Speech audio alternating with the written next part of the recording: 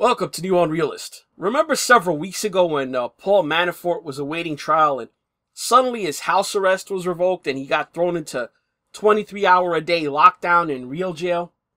It was because he called a potential witness in his case. It didn't matter what Manafort actually said to the witness. They didn't have a trial or anything. Just the mere fact that the call was made at all was enough for the judge to more or less yank him out of his house and throw him into solitary confinement. He was put in jail, inside the jail.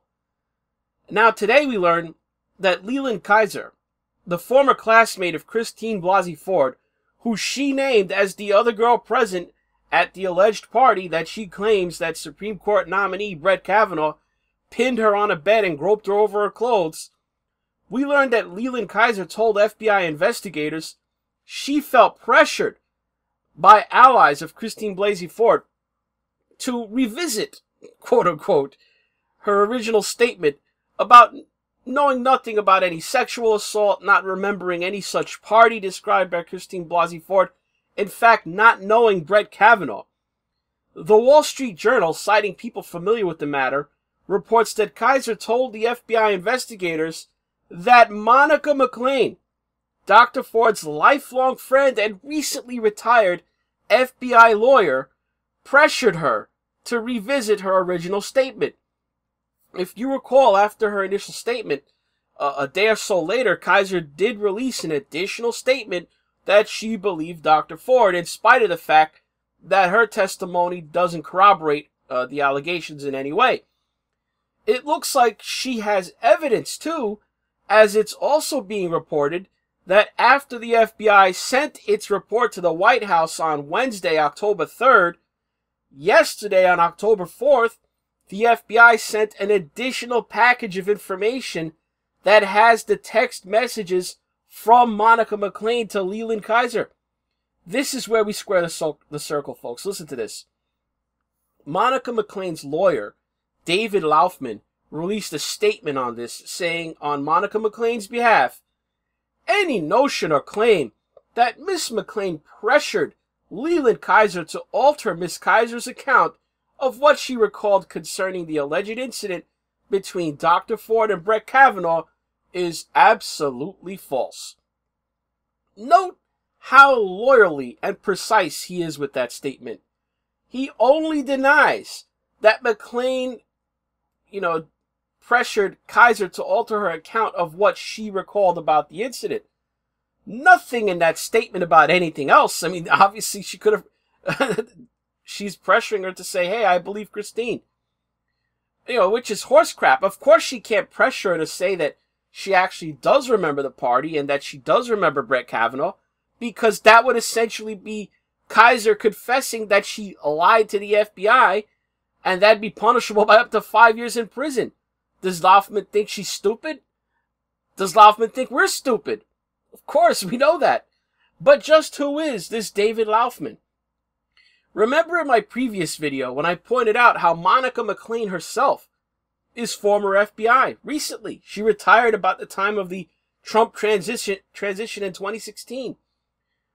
We didn't know it at the time that she retired, because any trace of her on the internet seems to disappear between 2009 and 2016. But, was she working out of the FBI headquarters in Washington, D.C.? The significance being that if she did, that would put her in the same office as the same small group of deep state conspirators, Peter Strzok, Lisa Page, Andrew McCabe, Sally Yates, that whole crew. Did she know them? Was she involved with their hashtag resistance?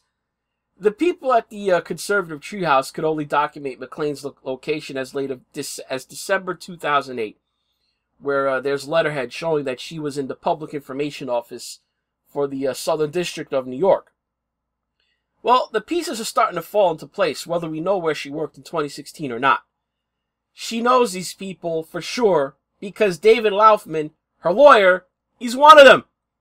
Just like her friend, the accuser Christine Blasey Ford, one of her pro bono lawyers being Michael Bromwich being the legal representative of, drumroll please, Andrew McCabe. Yes, you remember Andrew McCabe, or Andy, as former FBI lovebirds Peter Strzok and Lisa Page used to refer to him in their tens of thousands of romantic texts to each other about how much they hate Donald Trump. Recall the infamous insurance policy meeting they discussed attending in Andy's office, where they expressed horror at the mere possibility of a Donald Trump presidency. David Laufman, as I indicated before, Monica McLean's attorney, he just left the FBI himself this year, about 8 months ago, only back in February, citing, according to the Washington Post at the time, personal reasons. He was chief of staff of the, get ready for this, the National Security Division's Counterintelligence and Export Control Section. Now, apart from his donations to Barack Obama's presidential campaigns, I mean, that to me doesn't interest me as much as the fact that you might find it interesting that Laufman was one of the 2 named FBI agents who on July 2nd, 2016, interviewed Hillary Clinton to close out the Hillary Clinton email investigation. Who was the other FBI agent there with David Laufman on that glorious day? Why, it was none other than Peter Strzok. Laufman, Strzok, working together on the Hillary Clinton email case. Now, David Laufman, as a chief of the National Security Division's Counterintelligence and Export Control Section, why? He was also involved in that capacity, surely, in the investigation into General Mike Flynn's activities for unregistered lobbying on behalf of the government of Turkey. The investigation into Paul Manafort's unregistered lobbying on behalf of Ukraine. Look, I'm not going to go any further. I'll let you, the viewer of this video, draw your own conclusions. All I'm pointing out is that it's Christine Blasey Ford's interesting circle of close friends and pro bono advisors that are all working on her behalf for free, ladies and gentlemen, if you don't know what that means. Her best friend, Monica McLean, retired FBI as of 2016. Her pro bono lawyer, Michael Bronfman, also Andy McCabe's lawyer.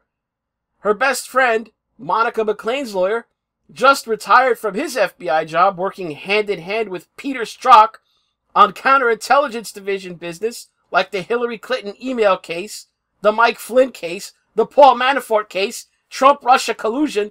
This isn't 6 degrees of separation. These are first and second degree connections to the FBI anti-Trump cabal. You have Monica McLean texting, calling, whatever she was doing, the key witness in the Ford accusation against Brett Kavanaugh, and according to the witness herself, Leland Keyser, pressuring her about her testimony. If it looks like a duck, it walks like a duck, and quacks like a duck, it's almost surely a duck. That's all for this NeoUnrealist. Like the video, comment, subscribe to the channel, hit the notification bell and right-click on it, and set it to all because the YouTube notification default setting is borked all to hell. Follow the Patreon or PayPal links below if you want to subsidize the channel with your hard-earned shekels or drachmas. If you're on BitChute, just use the tip pledge button. Most important of all, thanks for watching. It's what makes the magic happen. It spreads the knowledge that you're not going to be getting from the fake news like CNN.